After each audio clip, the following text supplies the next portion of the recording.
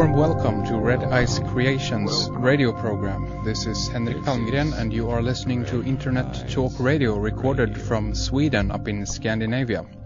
Our website is redicecreations.com. Highly recommended that you visit frequently and keep up with our news section. We have a growing radio archive on our website. We also have a subscriber section with our extended interviews. Also, we have upcoming soon a new member section with a lot of good stuff, so heads up on that one.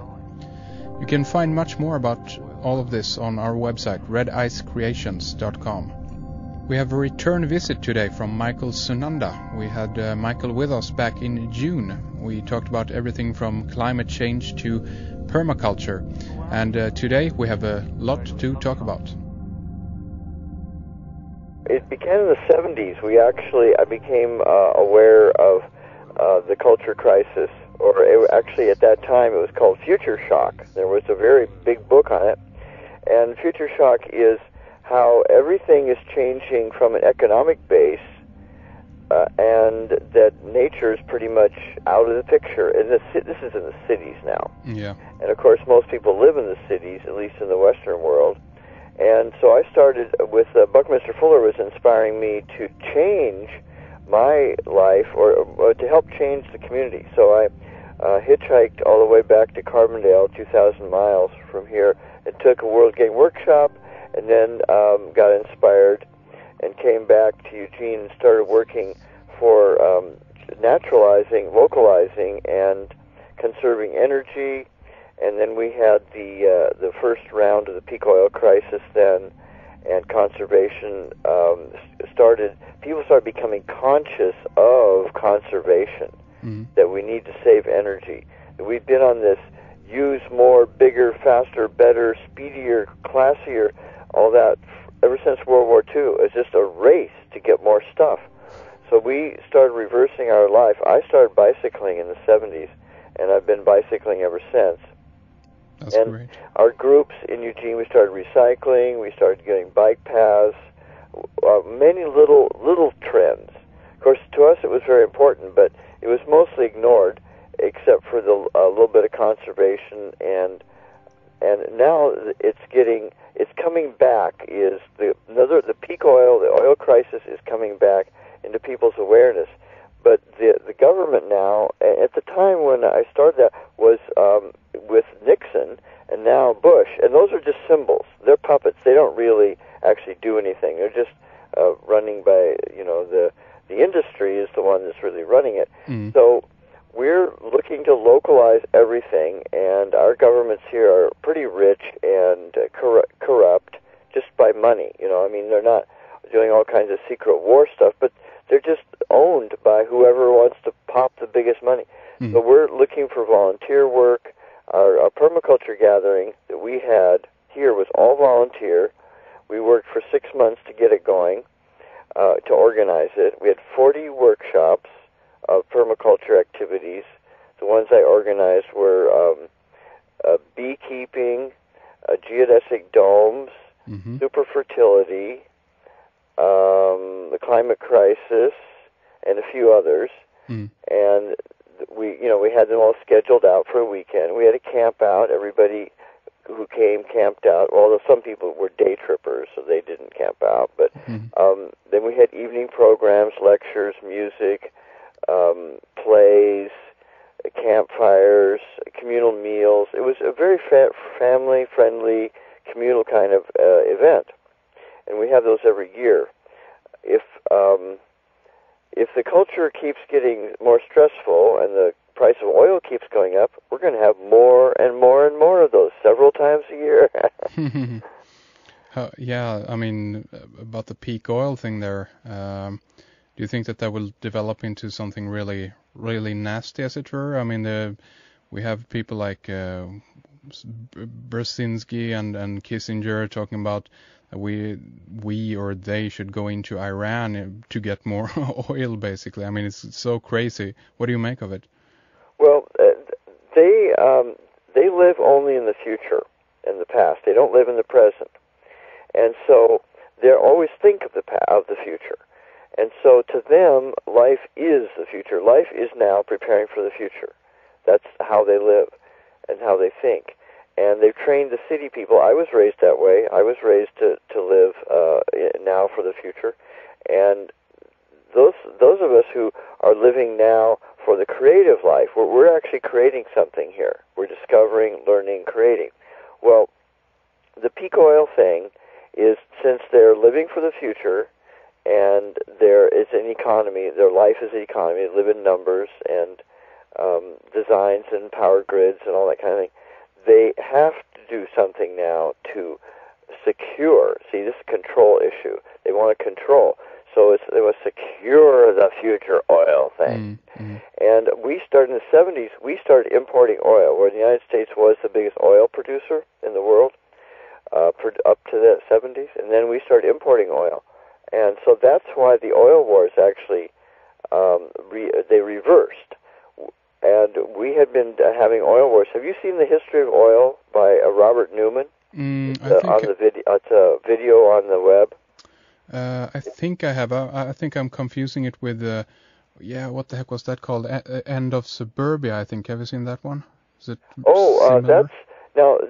So there's a lot of media that are coming out about this, that are exposing the corruption, particularly the corruption of the oil and the war, is in the history of oil goes back to War I, when the first oil war started. But anyway, so we're the suburbia thing, the end of suburbia, and there's a new one called Escape Suburbia. Mm-hmm. And it's very much like permaculture. It has a lot of natural culture that we're doing in our neighborhoods, and building your own greenhouses and growing your own food and sharing with your neighbors and conserving and doing cooperative actions with the kids, and all kinds of cooperation, because competition has replaced cooperation. So we're actually reversing back. Now, the people who are in the futurism, they would say, well, you just want to be old and retro like, 100 years ago. Well,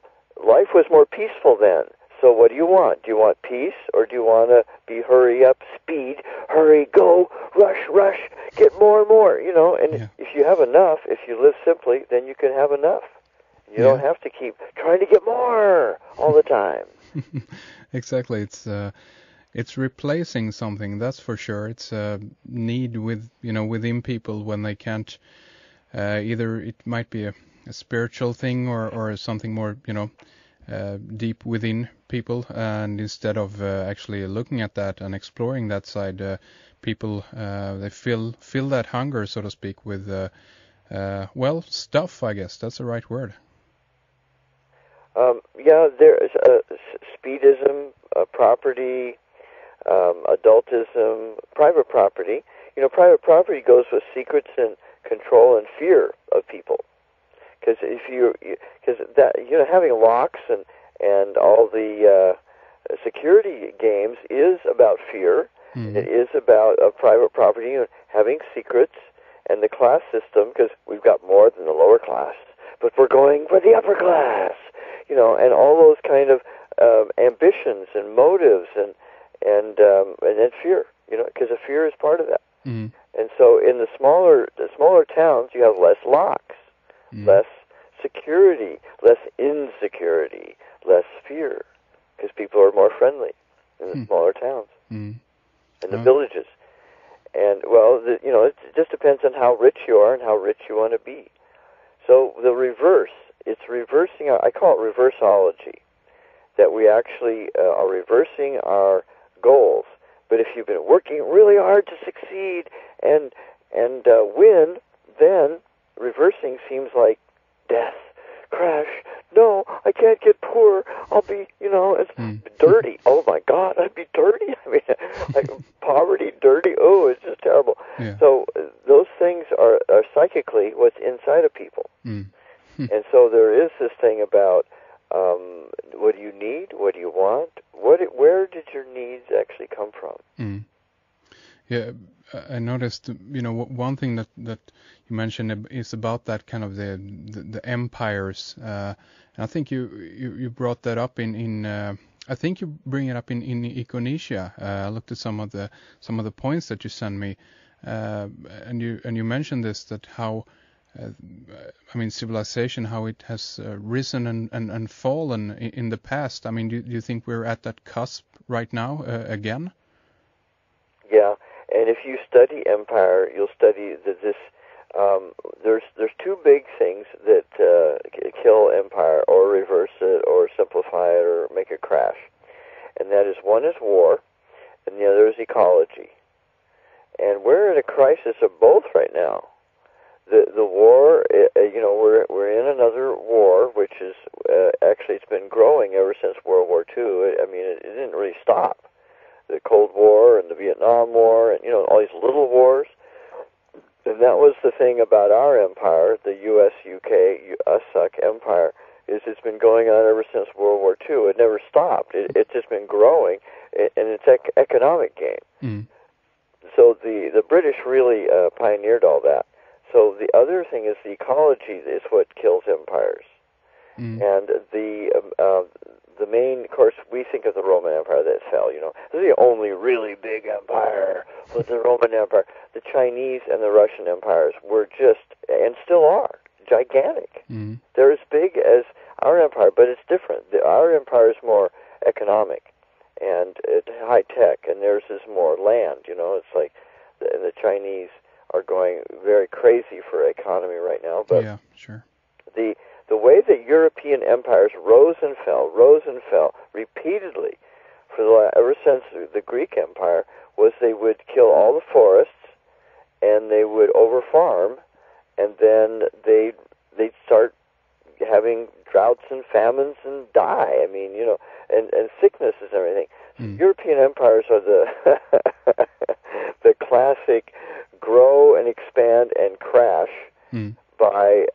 And then we actually go back to the Vikings, which I don't know if you were aware that the Vikings had cleared their forests so badly, as in Greenland and Iceland and somewhere in Scandinavia, that they started crashing, and so they migrated to England and took over England, and England had cleared their forests, and the mainland in Europe had cleared their forests, so that then they were farming, and then their farming was so their farming is so bad that they ruined the soil, and then they ran out of food, and this happened repeatedly, probably a dozen times in different empires in Europe, in the last 2,000 years. How about that? Yeah, and it's explained in a book called Collapse. Mm-hmm. How we wipe out our ecology, our soils and forests. And now the fishing, and that's happened with fishing repeatedly. Yeah, sure, that's right. And let's not even get into the meat production that is, occurring, all that span, all the crops that we grow for the meat production, and all the fresh water that goes to that. I mean, do you see that a more sustainable and viable solutions for the future is to phase out meat completely, or at least go down on it, so to speak? Yeah, the Chinese actually, now minus the Chinese Walmart, industry, exploding industry. The Chinese have more permaculture. Permaculture means permanent culture, is growing your own food simply, harvesting energy with the water, the sun, the wind, the rain, and using it as an incoming energy, not as something that we manufacture. China is ruining some of their ecology by their dams and their cities and their industry.